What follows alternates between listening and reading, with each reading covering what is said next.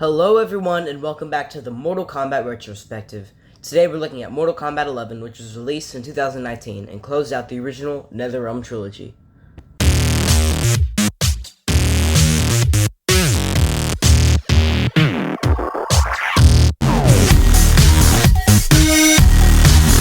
What is going on, everybody? Welcome back to Geek City.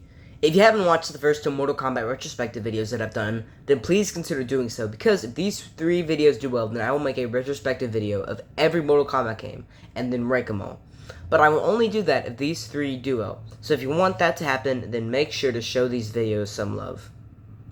Now, this is a game that is very controversial, because some people love it, and some hate it. And if you had asked me a few months ago my thoughts on the game, I probably said I love it and that is my favorite.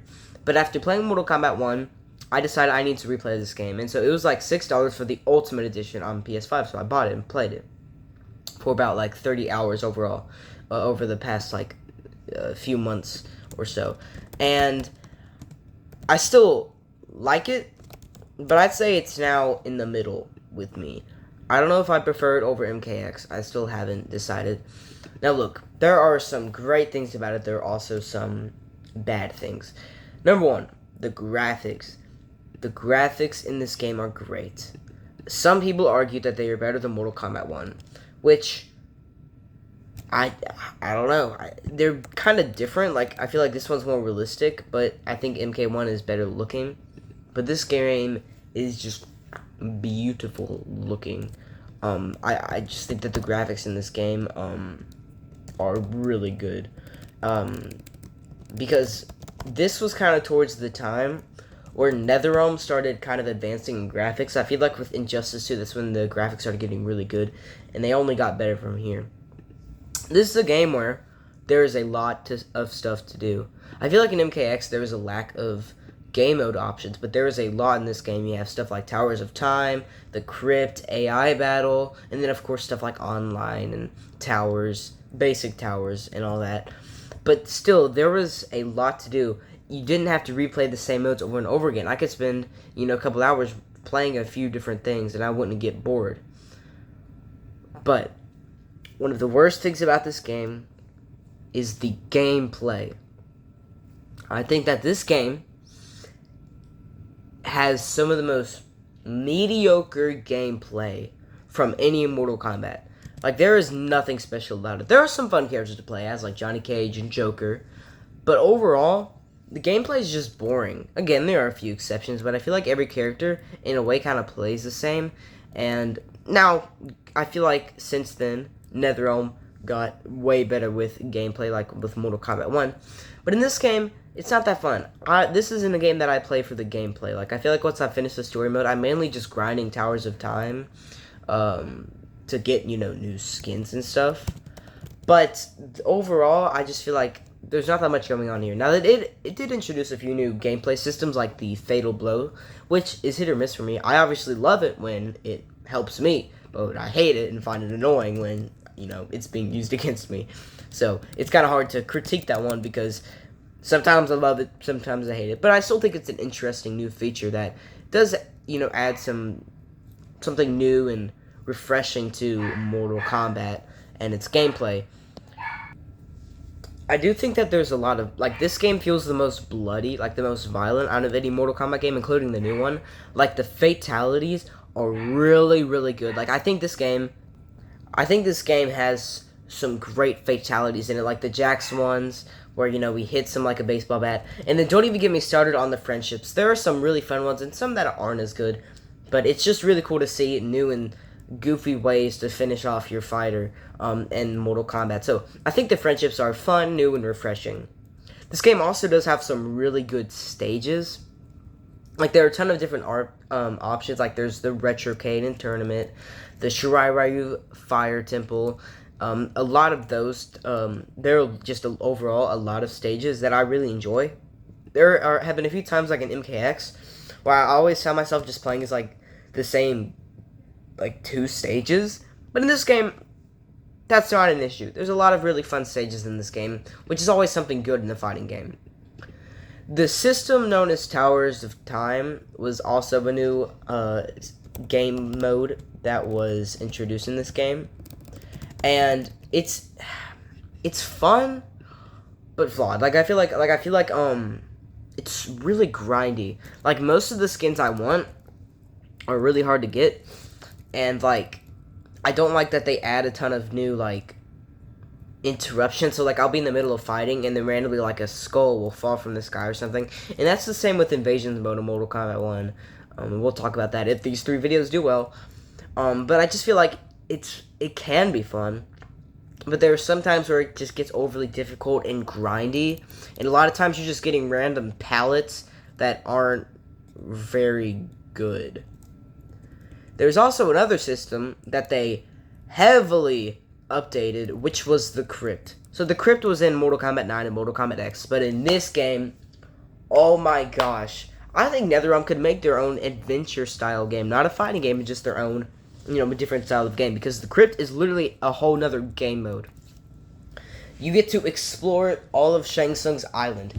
And great remastered visuals. No longer you have to look at the Mortal Kombat 92 arcade game to see the Shang Tsung island. You can walk around everywhere. You can go into Goro's lair and all the different stages that take place on the island. It's beautiful to look at and so much fun. And the jump scares are really good in this game too. I mean, there is so much to do in the crypt this time around. They really knocked it out of the park. Now, it's a bit grindy. Like, the whole head thing where you have to put the head on the pole with all, 25 characters was absurd. And if you don't know what I'm talking about, basically you had to do 50 fatalities on each character in order to unlock the last room in the crypt, which is just absurd. Eventually, they moved it down to 25. But still, that's way too much. Why not, 10 or something? Like, for every single character, that's a lot. Like, that's way too much. And there are other things like that where it's just really hard to get the stuff you wanted. Because, again, you always just got, augments and random palettes that weren't very good. I want that Young Justice Liu Kang skin, and I can't get it, even though it's supposedly still available in the shop. I don't think it is, because I haven't been able to find it. It's really ridiculous how a lot of skins are just really hard to find, and I always end up getting the really bad stuff. But again, it's just fun to walk around because I mean there is so much here. There is so much to look at. It's absurd how they just knocked it out of the park on the visual aspects of the crypt. The score is also really good. A lot of people don't like the score in this game, but I actually really like it. Whether it's for the main menu, but even some of the fighting stages have some really good scores. I know the off the top of my head, the Shirai Ryu Fire Garden one that has a really good score, and a lot of other ones. But there's just something about the music in this game that's very interesting to me. I like this time travel factor to it, where it's I don't know the names of the different scores for all the different stages, but I just know that overall I really enjoy the music, and I think it fits well with the theme of this game. Now let's talk about the story mode, which a lot of people don't like. I think it's a lot of fun, but it has a ton of retcons and just overall stupid decisions. I have made a rewrite video where I rewrote MK11 and added some characters that I think should have been there and just overall changed a few things. If you want to see that, please consider doing though. It's one of my more newer videos. You can find it. It's a pretty good video, and I'm pretty proud of it. But I think it's fun. I enjoy it. I've replayed it a lot because I am one of the people that actually like it. I like a lot of the things that they did in here. I like the fighting scenes, and there are some really good character moments. And again, some great just overall scenes. I think chapters 6 through 8 is my favorite part. When you have chapter 6 with Johnny Cage having to fight his younger self, and I think he did a great job in a way closing out the trilogy, because it shows how some of the characters have changed over time, like Johnny Cage.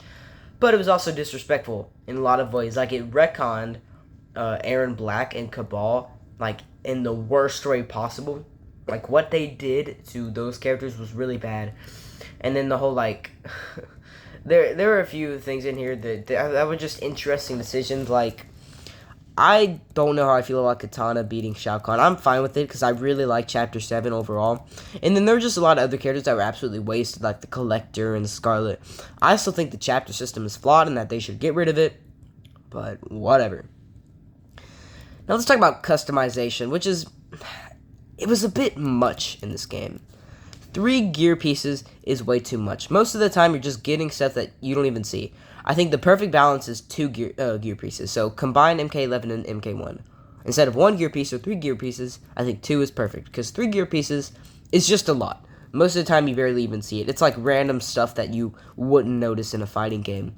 And there are so many different palettes that it's hard to, like, keep up. So most of the time, you're not even getting the skin you want. You're just getting a palette of it. Like, again, Young Justice and stuff like that. Like, those skins I really want that I can't get, but I just get these really ugly palettes that I would be fine without. So it also makes it very difficult to get the gear you want because there's so much gear.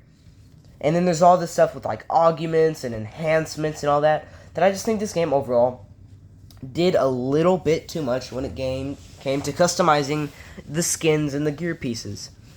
MK1 is kind of lacking in that department, and I think MK11 is doing a bit too much. It's also not organized, like you have to scroll through a ton of different palettes in order to find the one you want, unlike in MK1 where it's organized by skin.